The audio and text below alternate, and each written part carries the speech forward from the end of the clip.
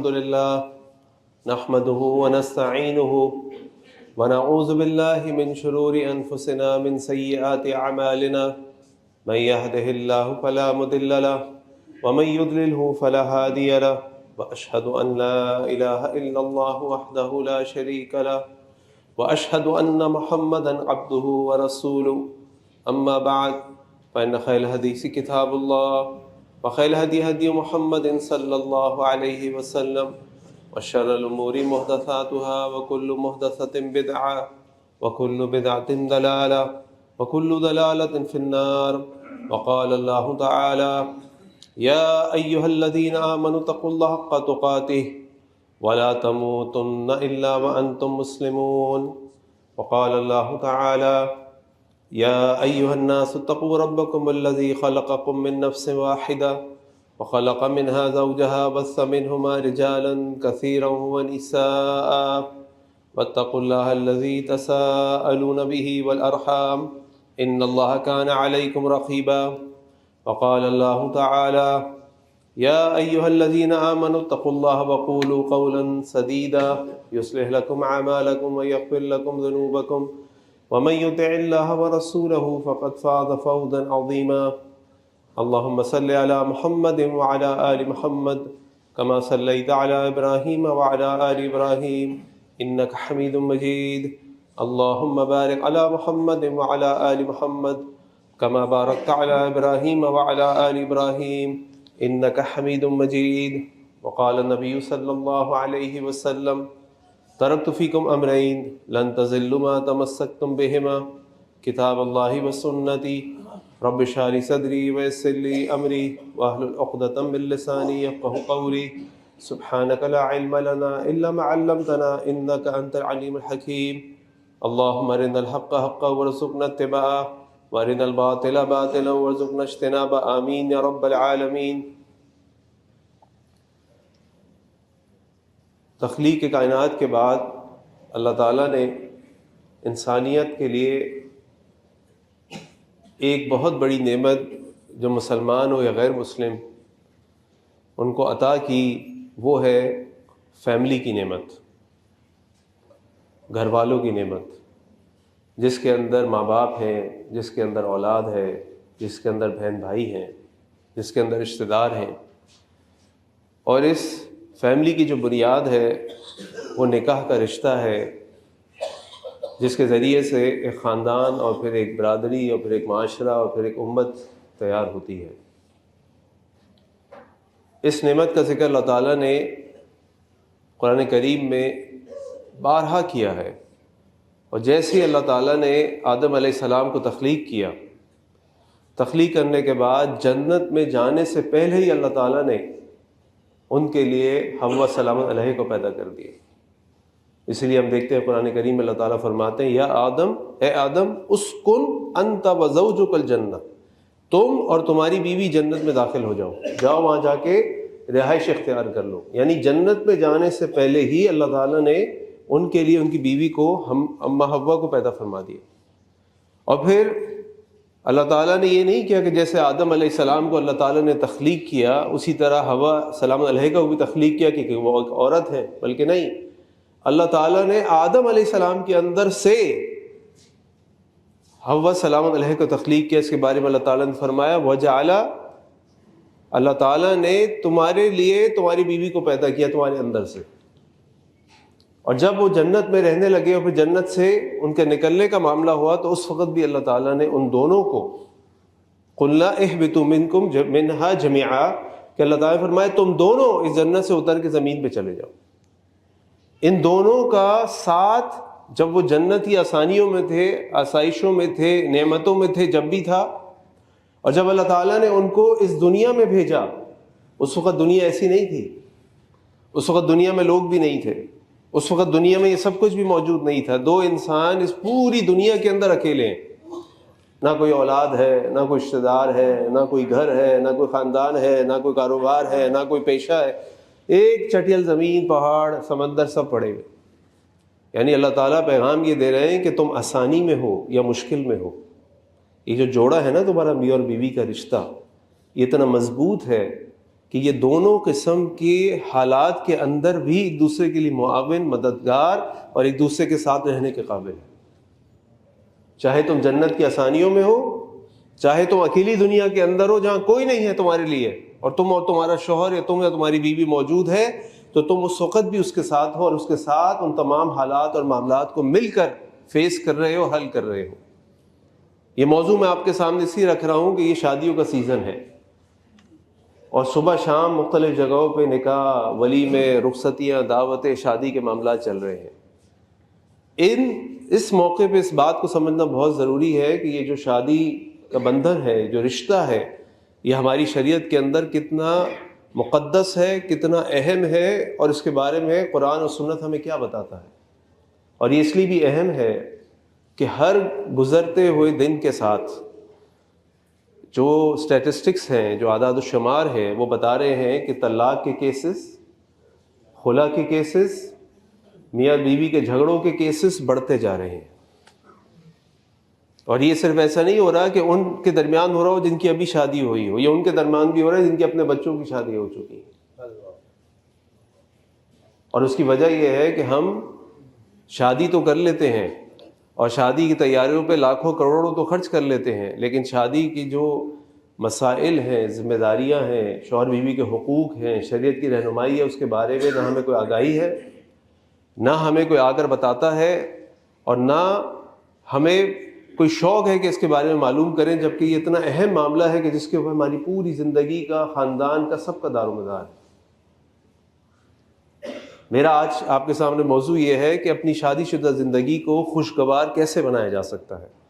اس کے بارے میں اگر آپ قرآن و سنت کو اسٹڈی کریں تو اس کے اندر سے آپ کو کئی ایسی چیزیں ملتی ہیں کہ اگر ان کو اختیار کر لیا جائے، ان کو ہمیشہ اپنے مد نظر رکھا جائے، تو یہ شوہر بیوی کا رشتہ مضبوط سے مضبوط اور ان کی محبت بڑھتی جائے.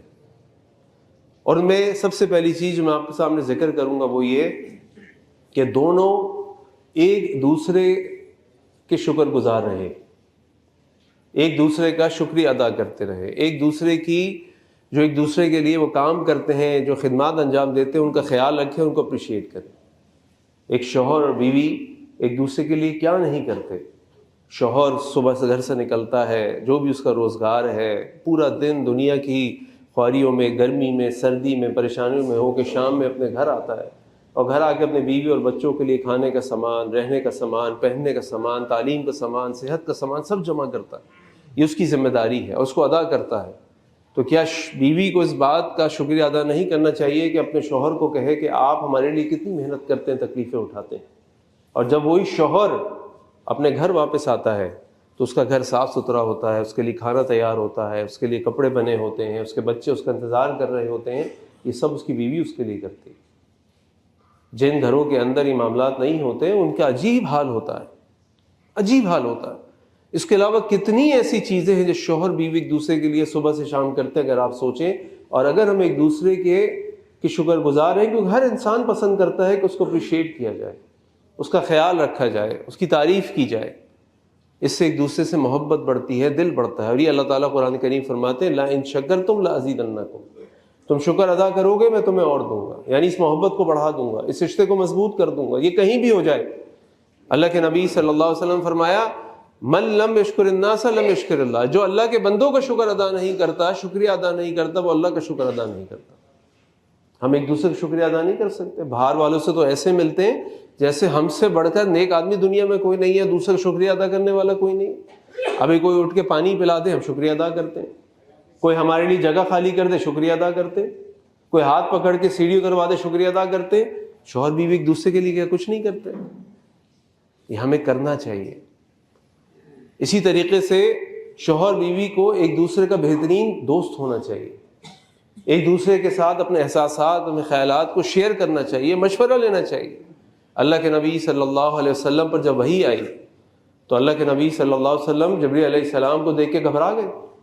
ان کے لیے ایک بڑا غیر معمولی معاملہ تھا کہ ایک فرشتہ آتا ہے اور وہ قرآن کریم پڑھنے کو کہتا ہے. اللہ کے نبی جواب دیتے ہیں کہ ما انا بقاری، مجھے پڑھنا نہیں آتا. وہ پھر کہتا ہے اقرا، آپ کہتے ہیں ما انا بقاری، پھر کہتا ہے اقرا، آپ فرماتے ہیں ما انا بقاری، اور پھر وہ ان سے کہتا ہے کہ اقرا بسم ربک الذی خلق، اور اللہ کے نبی صلی اللہ علیہ وسلم پڑھنا شروع کر دیتے ہیں. آپ صلی اللہ علیہ وسلم گھبرا جاتے ہیں.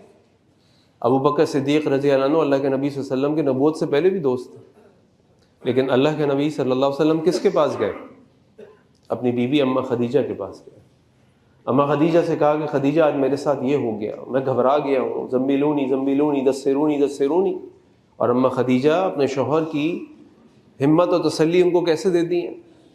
واللہ لا یخزیک اللہ ابدا، اللہ کے نبی صلی اللہ علیہ وسلم اللہ تعالیٰ آپ کو ضائع نہیں کریں گے۔ کیوں؟ انک تصل الرحم، آپ تو صلہ رحمی کرتے ہیں، آپ غریبوں کا بوجھ اٹھاتے ہیں، آپ پڑوسیوں کا حق ادا کرتے ہیں، آپ مہمانوں کی مہمان نوازی کرتے ہیں، آپ ہر اچھے کام میں اپنا حصہ ڈالتے ہیں، اللہ آپ کو ضائع نہیں کریں گے۔ صلح حدیبیہ کے موقع پر جب مسلمانوں نے، اللہ کے نبی نے صلح حدیبیہ کے بعد حکم دیا کہ سب اپنا احرام اتار دیں، اگلے سال آئیں گے ہم، صحابہ نے کہا اللہ کے نبی صلی اللہ علیہ وسلم ہم نہیں اتاریں گے۔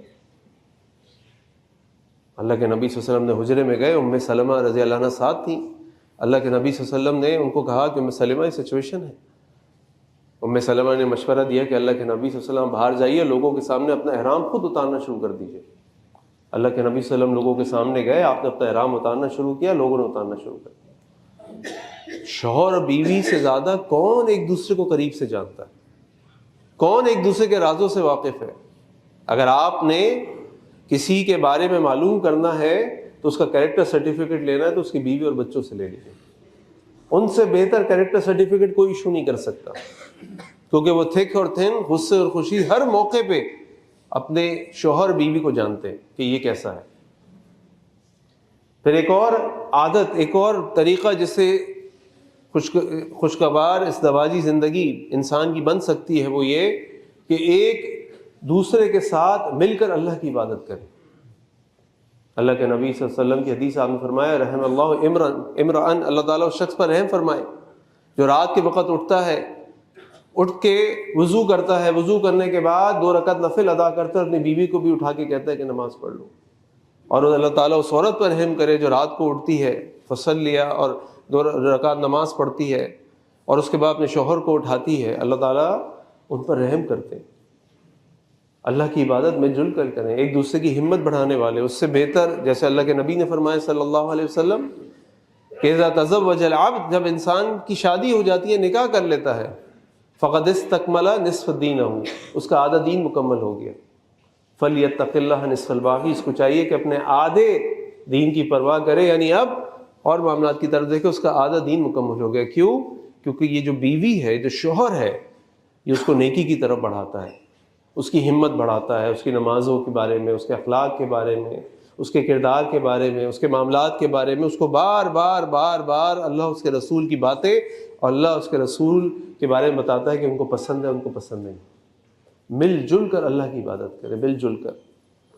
اسی طرح اگر آپ اپنی شادی کو، اپنی شادی شدہ زندگی کو بہتر بنانا چاہتے ہیں تو اپنا جو مشترکہ دشمن ہے اس سے مل کر جنگ کریں۔ ہمارے مشترکہ دشمن کون ہوتے ہیں؟ سب سے بڑا دشمن ہے شیطان۔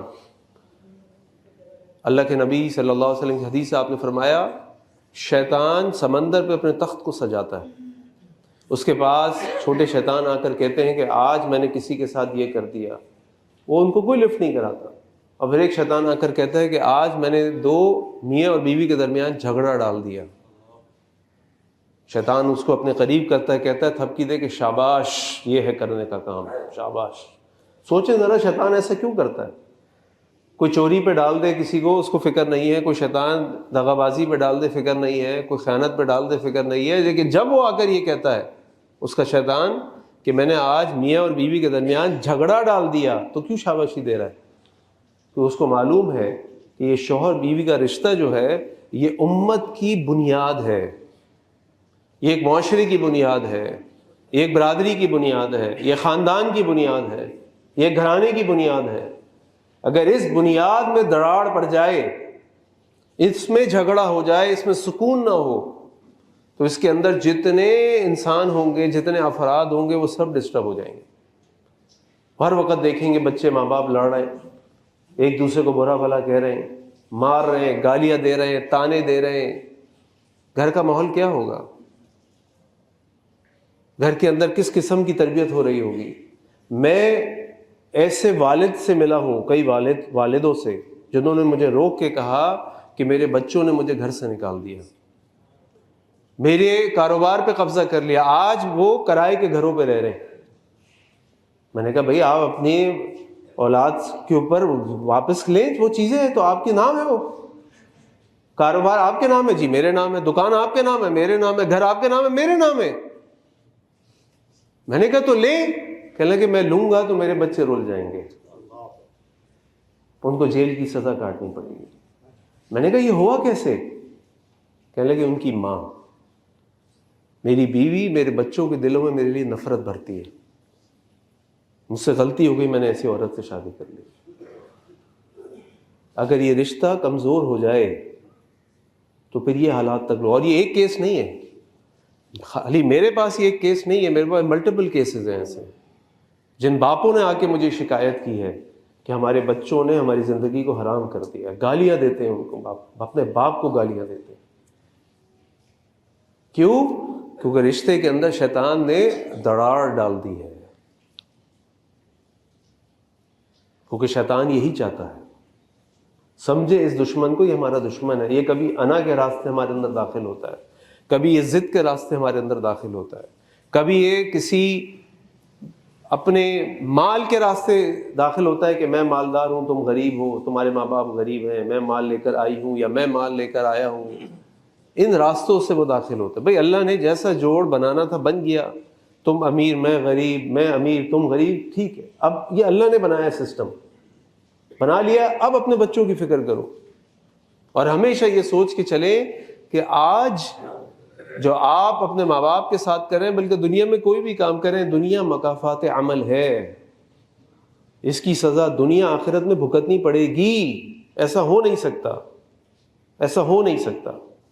بظاہر ہمیں لگتا ہے کہ ہم تو بہت اچھے ہیں، لیکن سامنے والا تو آپ کی اچھائی اللہ سے اجر طلب کرے، لوگوں سے نہیں۔ اگر اللہ سے اجر طلب کریں گے، اللہ سے دعا کریں گے، اللہ پہ یقین رکھیں گے، تو دلوں کو پھیرنے والا اللہ ہے، ہم نہیں۔ یہی تو اللہ تعالیٰ نے قرآن میں فرمایا اِنَّكَ لَا تَهْدِي مَنْ أَحْبَبْتَ وَلَكِنَّ اللَّهَ يَهْدِي مَن يَشَاءُ۔ کس کو کہا یہ؟ اللہ کے نبی صلی اللہ علیہ وسلم جیسے داعی کو، جیسے بااخلاق انسان کو، جیسے رحمت للعالمین کو، جیسے انسانیت کا درد رکھنے والے کو، جیسے نرم دل آدمی کو، کہ اللہ کے نبی آپ کسی کو ہدایت نہیں دے سکتے، یعنی ہدایت سے مراد اس کا دل نہیں بدل سکتے، دل اللہ بدلتے ہیں۔ اپنے مشترکہ دشمن کو پہچانیں۔ ہمارا مشترکہ دشمن شیطان ہے، جو کبھی انا کے راستے، کبھی مال کے راستے، کبھی فخر کے راستے، کبھی ضد کے راستے، کبھی تکبر کے راستے آ کے ہمارے رشتوں کو برباد کر رہا ہے۔ اسی طرح ایک دوسرے کو معاف کرتے رہیں۔ غلطی ہر انسان سے ہوتی ہے، کبھی شوہر جذباتی ہوا ہوتا ہے، پریشان ہوتا ہے، غصے میں ہوتا ہے، کبھی بیوی جذباتی ہوتی ہے، پریشان ہوتی ہے، غصے میں ہوتی ہے۔ جب ہم دوسروں کو معاف کرنے کو تیار ہیں تو اپنے گھر والوں کو معاف نہیں کر سکتے۔ ان کی ذرا سی باتوں کو لے کر رائی کا پہاڑ بنا دیتے ہیں، طلاقوں پہ نوبت آ جاتی ہے۔ ایسی چیزوں کی وجہ سے طلاق ہوتی ہے کہ آپ سوچ نہیں سکتے، آپ کو بھی پتہ ہوں گی۔ ایک دوسرے کو معاف کرتے رہیں، اللہ تعالیٰ معافی کو پسند کرتے ہیں۔ کیا ہم نہیں چاہتے اللہ ہم کو معاف کر دے؟ کیا سوچیں ہم سے کبھی غلطی نہیں ہوتی، ہم سے گناہ نہیں ہوتا، ہم سے غصہ نہیں ہوتا، ہم کبھی جذباتی نہیں ہو جاتے؟ بالکل ہوتے۔ لیکن اگر آپ اپنی زندگی کو، ازدواجی زندگی کو، شادی شدہ زندگی کو خوشگوار بنانا چاہتے ہیں تو ایک دوسرے کو معاف کرتے ہیں۔ اللہ کو معافی پسند ہے۔ ہم اللہ سے دعا کرتے ہیں نا شب قدر کی راتوں میں، اللہم انک عفو تحب العفو فاعف عنا۔ اللہ آپ معاف کر دینے والے ہیں، معافی کو پسند کرتے ہیں۔ تو اللہ معافی کو پسند کرتے تو اللہ سے تو معافی کرا لیں۔ اللہ کے بندوں کو معاف کرنے کو ہم تیار نہیں، اس دنیا کے لیے، اس اپنی انا کے لیے، اس اپنی ضد کے لیے اللہ کے بندوں کو معاف کرنے کو تیار نہیں۔ فاعف عنا، اللہ ہم کو معاف کر دے۔ اللہ سے دعا ہے کہ اللہ تعالیٰ ہم سب کی شائستہ زندگیوں کے اندر سکون عطا فرمائے، محبت عطا فرمائے۔ آخر دعوانا ان الحمدللہ رب العالمین۔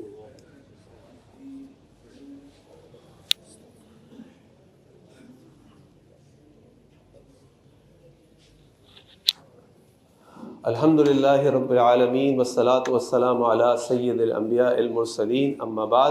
تھوڑا سا آگے ہو جائیں، بہت جگہ بن جائے گی، ابھی جب سب بندی ہوگی انشاءاللہ بہت جگہ ہوگی، تھوڑا آگے ہو جائیں، جو لوگ کھڑے ہیں ان کو جگہ مل جائے۔ ورنہ نیچے جگہ نہ ہو تو اوپر چلے جائیں. یرحمکم اللہ. اللہ تعالیٰ سورۃ الروم میں فرماتے ہیں وَمِنْ آیَاتِهِ أَنْ خَلَقَ لَكُم مِّنْ أَنفُسِكُمْ أَزْوَاجًا. یہ اللہ تعالیٰ کی آیات میں سے ہے، نشانیوں میں سے ہے، معجزات میں سے ہے کہ ان خلق لکم، کہ اللہ تعالیٰ نے تمہارے اندر سے ازواجہ، تمہارے جوڑوں کو پیدا کیا، لتسکنوا الیہا، تاکہ تم سکون حاصل کرو، وجعل بینکم مودۃ ورحمہ، اور اللہ تعالیٰ نے تمہارے درمیان مودت اور رحمت کو پیدا فرمایا. ان فی ذلک لآیات، اس معاملے کے اندر، اس شادی کے رشتے کے اندر نشانیاں ہیں. کس کے لیے؟ لقوم یتفکرون، ان کے لیے جو غور و فکر کرتے ہیں. ذرا سوچے تو صحیح کہ ایک مرد اور عورت شادی کے بندھن میں بنتا ہے 25 سال کی عمر میں، اس کا کوئی تعلق نہیں ہوتا اس لڑکا یا لڑکی سے، اور 25 گھنٹے گزرتے نہیں، اللہ تعالیٰ اس کے دل کے اندر اس کے لیے ایک دوسرے کے لیے کتنی محبت ڈال دیتے ہیں. یہ معجزہ نہیں تو کیا ہے؟ یہاں 25 سال ایک گھر میں، ایک چھت کے نیچے، ایک ماں باپ کے ساتھ رہنے والے بھائی آپس میں ایک دوسرے کی جان کے دشمن ہو جاتے ہیں. ہو جاتے ہیں کہ نہیں ہو جاتے؟ وراثت کے معاملات میں کیا کرتے ہیں؟ لیکن اللہ تعالیٰ اس رشتے کے اندر ایسی محبت ڈالتے ہیں، وہ 25 سال سے ایک دوسرے کو نہ جاننے والا، نہ دیکھنے والا، کوئی نہ ملنے والا، 25 گھنٹوں میں اللہ اس کے دل میں ایسی محبت ڈال دے کہ انسان کی عقل حیران رہ جاتی ہے کہ اس رشتے میں اللہ نے کتنی برکت ڈالی ہوئی ہے، کتنی خیر ڈالی ہوئی ہے. پھر جب اللہ تعالیٰ فرما رہے ہیں کہ ہم نے اس رشتے کو اس لیے بنایا لتسکنوا الیہا، تاکہ تم سکون حاصل کرو، تو سکون کیوں نہیں مل رہا؟ اس لیے نہیں مل رہا کہ ہم اس رشتے کے بارے میں کوئی چیز سمجھنے کو، سیکھنے کو، پڑھنے کو تیار نہیں ہے. ہمارے رشتے دار بھی آتے ہیں شادی کے موقع پہ، بتاتے ہیں ہال یہ بک کرانا، کھانا یہ لینا، کھانا اس سے بنوانا، کپڑے اس سے بنوانا، دیکھو یہ ہونا چاہیے، یہ ہونا چاہیے. کوئی آ کے یہ نہیں بتاتا کہ دیکھو میاں بیٹا آپ کی شادی ہو رہی ہے، یہ آپ کی ذمہ داری ہے، ان کو ہمیشہ یاد رکھنا، اللہ تم سے ان ذمہ داریوں کے بارے میں سوال کرے گا. کوئی اپنی بچی کو یہ نہیں بتاتا کہ بیٹا اس گھر میں بیاہ کر جا رہی ہو، شوہر کے بارے میں اللہ کے نبی فرمائے صلی اللہ علیہ وسلم کہ اگر اللہ کے علاوہ کسی کو سجدہ کرنا جائز ہوتا تو شوہر کو جائز ہوتا، اس کے حقوق کا خیال رکھنا. اگر تمہارا شوہر تم سے راضی ہوگا تو تم جنت میں جاؤ گے، یہ اللہ کے نبی کی حدیث ہے. اگر وہ ناراض ہوگا تو پھر دوسرا راستہ ہوگا تمہارے لیے. یہ تو کوئی نہیں بتاتا، لیکن سب باقی چیزوں پہ، یعنی شادی کے انتظامات کے لیے تو سب تیار ہے، شادی جو اصل معاملہ ہے اس کے لیے کوئی تیار نہیں ہے. اسی لیے خوشگوار ازدواجی زندگی کے لیے ایک بہت اہم عادت، ایک بہت اہم معاملہ یہ ہے کہ شوہر اور بیوی کو ایک دوسرے کے حقوق اور ذمہ داریوں کا پتہ ہو. شوہر کے کتنے حقوق ہیں، کیا حقوق ہیں، کیا ذمہ داریاں ہیں، بیوی کی کیا ذمہ داریاں اور کیا حقوق ہیں، ایک دوسرے کو پتہ ہونا چاہیے. ہم سے سوال ہوگا اس کے بارے میں. جس طرح ہمارے حقوق ہیں ایسے ان کے حقوق ہیں. ہم سے ہماری ذمہ داریوں کے بارے میں سوال ہوگا. اگر کسی نے ہمارا حق مار دیا تو اللہ اس کے بدلے اجر دے دیں گے، لیکن ذمہ داری ہم نے پوری نہیں کی تو کلکم راعٍ وکلکم مسئول عن رعیتہ، تم میں سے ہر ایک سے سوال ہوگا اس کی رعایا کے بارے میں کہ اس نے اس کے ساتھ کیسا سلوک کیا، کیا معاملات کیے. لیکن اگر حق نہیں دیا تو اللہ اجر دیں گے انشاءاللہ. تو ایک شادی شدہ جوڑے کو، جو شوہر بیوی ہیں، ان کو اپنے حقوق اور ذمہ داریوں کا پتہ ہونا چاہیے. اور اگر ایسا نہیں ہوگا تو پھر اللہ نہ کرے یہ رشتہ جس کو اللہ تعالیٰ نے سکون کے لیے بنایا، یہ رشتہ جس کو اللہ تعالیٰ نے اپنا معجزہ قرار دیا، اپنی آیت قرار دی، یہ رشتہ ہمارے لیے تکلیف دہ ہو جائے گا. تو اس میں نقصان رشتے کا نہیں، اس میں نقصان اس رشتے کے اندر جڑنے والے لوگوں کا ہے قصور. اور ان کے قصور کی وجہ سے آج کئی نوجوان یہ کہتے ہیں کہ ہم نے شادی نہیں کرنی، اتنے جھگڑے ہیں، اتنے فتنے ہیں، اتنے مسائل، ہم نے شادی نہیں کرنی. کیوں نہیں کرنی شادی؟ اللہ کے نبی صلی اللہ علیہ وسلم کی سنت ہے، مستحب ہے، انبیاء کی سنت ہے، صحابہ کی سنت ہے. اللہ تعالیٰ اولاد دیتا ہے، اللہ تعالیٰ رشتہ دار دیتا ہے، آنکھوں کی ٹھنڈک بنتی ہے اولاد، ہماری آخرت کے لیے صدقہ جاریہ بنتی ہے اولاد. اگر نیک اولاد ہو، ولد صالح یدعو لہ، انسان کے مرنے کے بعد بھی عمل جاری رہتا ہے، اس کے لیے درجات بلند ہوتے رہتے ہیں. کتنی بڑی نعمت ہے یہ. بڑھاپے کا سہارا بنتی ہے. تو یہ تو بہت بڑی نعمت ہے. لیکن انسان ہماری عادات اور ہماری حرکات کی وجہ سے آج نوجوان یہ کہنے لگے کہ ہمیں شادی نہیں کرنی. قصور کس کا ہے؟ قصور ہمارا ہے. دین اسلام میں تو پوری گائیڈنس، جو میں آپ کے سامنے جمعہ خطبے میں حدیث رکھتا ہوں کہ اللہ کے نبی نے فرمایا صلی اللہ علیہ وسلم، ترکت فیکم امرین، میں تمہارے درمیان دو چیزیں چھوڑ کے جا رہا ہوں، لن تضلوا ما تمسکتم بہما، تم کبھی گمراہ نہیں ہوگے اگر ان دونوں چیزوں کو مضبوطی سے تھام لو، کتاب اللہ کی کتاب و سنتی، اور میرا طریقہ. دیکھیے اللہ کے نبی صلی اللہ علیہ وسلم کی شادی شدہ زندگی کیسی تھی، کتنی محبت تھی، عفو درگزر تھا، کتنا خیال تھا. اتنے بڑا انسان، اتنا مصروف انسان، اتنے مسائل میں گھرا ہوا انسان، اس کے باوجود اگر آپ اللہ کے نبی صلی اللہ علیہ وسلم کی ازدواجی زندگی کو دیکھیں تو آپ حیران رہ جائیں کہ کیسے وہ اپنی بیویوں کے لیے وقت نکال لیتے تھے، کیسے ان کے ساتھ ٹائم گزار لیا کرتے تھے، کیسے ان کے ساتھ محبت بھری باتیں کر لیا کرتے تھے. یہ کس لیے ہے؟ یہ ہماری ہدایت کے لیے ہے. تو اگر آپ اپنی ازدواجی زندگی کو خوشگوار بنانا چاہتے ہیں، آپ چاہتے ہیں کہ آپ کی اولاد نیک ہو، صالح ہو، معاشرے کے لیے فائدہ مند ہو، آپ کے گھر میں سکون ہو، آپ اپنے بچوں کے لیے دعا کرنے والے ہوں، بچے آپ کے لیے دعا کرنے والے ہوں، آپ بچوں سے محبت کرنے والے ہوں، بچے آپ سے محبت کرنے والے ہوں، تو اس کے لیے جو ہماری شادی شدہ زندگی ہے یہ بنیادی حیثیت رکھتی ہے. یہ رشتہ جتنا مضبوط ہوگا، جتنا محبتوں سے بھرپور ہوگا، اتنا ہی ہمارے گھر کے اندر خوشی اور سکون ہوگا. اور جتنا کمزور یہ رشتہ ہوگا، اتنا ہی معاملہ ہمارے گھر کے ماحول کا خراب ہوتا جائے گا. تو اللہ سے دعا کریں کہ اللہ تعالی ہم سب کو اچھی خوشگوار زندگی عطا فرمائے. اللہ تعالیٰ ہمیں قرآن و سنت پر عمل کی توفیق عطا فرمائے. اس فقہ النکاح کو، کتاب النکاح کو سیکھنے کی توفیق عطا فرمائے. اسی سلسلے میں انشاءاللہ 26 جنوری کو رباط العلوم عالمگیر مسجد کے برابر میں جو مرکز ہے، سینٹر ہے، وہاں پہ ایک میں کورس کرا رہا ہوں جس کا نام ہے میرج 101. یعنی جہاں پہ بچوں کو محبت ہو جائے کسی سے، شادی کا رشتہ بھیجنا ہو، لڑکے لڑکی کے اندر کیا خصوصیات دیکھنی ہو، منگنی کا، نکاح کا، رشتہ بھیجنے کا کیا صحیح سنت کے مطابق طریقہ ہے، کیا جائز ہے، کیا ناجائز ہے، اسی طرح شوہر بیوی کی کیا ذمہ داریاں ہیں، یہ ساری چیزیں اس کورس کے اندر ڈسکس ہوں گی. جو انشاءاللہ 26 جنوری کو اتوار کے دن رباط العلوم اسلامیہ میں ہوگا، اور اس میں مرد عورتیں دونوں آ سکتی ہیں. اس کی جو تفصیلات ہیں باہر ہماری اذان کی ٹیم کھڑی ہوگی، آپ ان سے پوچھ سکتے ہیں انشاءاللہ. اسی طرح ایک اور اہم اعلان یہ ہے کہ پرسوں یعنی 19 تاریخ کو اسی رباط کے اندر المدینہ اسلامی ریسرچ سینٹر کی طرف سے سیرہ ایگزیبیشن کا انعقاد کیا جا رہا ہے. ہم سیرت کو پڑھتے تو ہیں، اللہ ہمیں پڑھنے کی توفیق دے دے، کتابوں کو دیکھتے ہیں، سنتے ہیں، لیکن اس وقت کا مدینہ کیسا تھا، اللہ کے نبی صلی اللہ علیہ وسلم کے گھر کیسے تھے، مسجد نبوی کیسی تھی، وہاں پہ کس کا گھر کہاں تھا، یہ سارا ایک ویژول پورا جو ایگزیبیشن ہے وہ وہاں پہ انشاءاللہ آرگنائز ہو رہا ہے. تو آپ وہ فیملی کے لیے ہے، صبح میں خیال ہے 11 بجے سے لے کے رات 9 یا 10 بجے تک. تو اس کے اندر بھی بھرپور شرکت کریں، اپنے بچوں کو لے کے جائیں، اپنی فیملیز کو لے کر جائیں، تاکہ ان کو اللہ کے نبی صلی اللہ علیہ وسلم کے مدینہ، ان کی زندگی کے بارے میں آگاہی حاصل ہو، تاکہ ہمارے دلوں میں اللہ اس کے رسول کی محبت بڑھ جائے. اللہ سے دعا کریں کہ اللہ دنیا میں جہاں جہاں مسلمان تکالیف پریشانی میں شکا، اللہ تعالیٰ ان کی مدد فرما دے. اے اللہ غزہ کے مسلمانوں کی مدد فرما دے. اللہ وہاں جو جنگ بندی ہوئی ہے، اللہ تعالیٰ اس کے ذریعے سے ان کو سکون عطا فرما دے، ان کو اپنی زمین واپس عطا فرما دے. ان کا جو تکلیف ہے اللہ تعالیٰ ایسی خوشیاں ان کو دے کہ وہ ان تکلیفوں کو بھول جائیں، اور اللہ تعالیٰ ان کو دوبارہ خوش خرم زندگی گزارنے کی توفیق عطا فرما دے. اے اللہ ہمارے ملک پاکستان کی حفاظت فرما دے. اللہ ہمارے حکمرانوں کو اپنے فیصلے قرآن و سنت کے مطابق کرنے کی توفیق عطا فرما دے. اے اللہ ان کے اندر اتحاد و اتفاق اور اچھے اخلاق عطا فرما دے. اللہ ہمارے شہر کراچی کی حفاظت فرما دے، ہمارے جان و مال و عزتوں کی حفاظت فرما دے.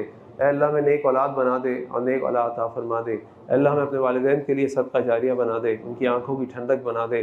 اللہ ہماری اولادوں کو بھی ہماری آنکھوں کی ٹھنڈک بنا دے. اللہ تمام بیماروں کو شفاء کامل عاجل عطا فرما دے. گھروں میں، اسپتالوں میں اللہ تعالیٰ سب کو شفاء کامل عاجل عطا فرما دے.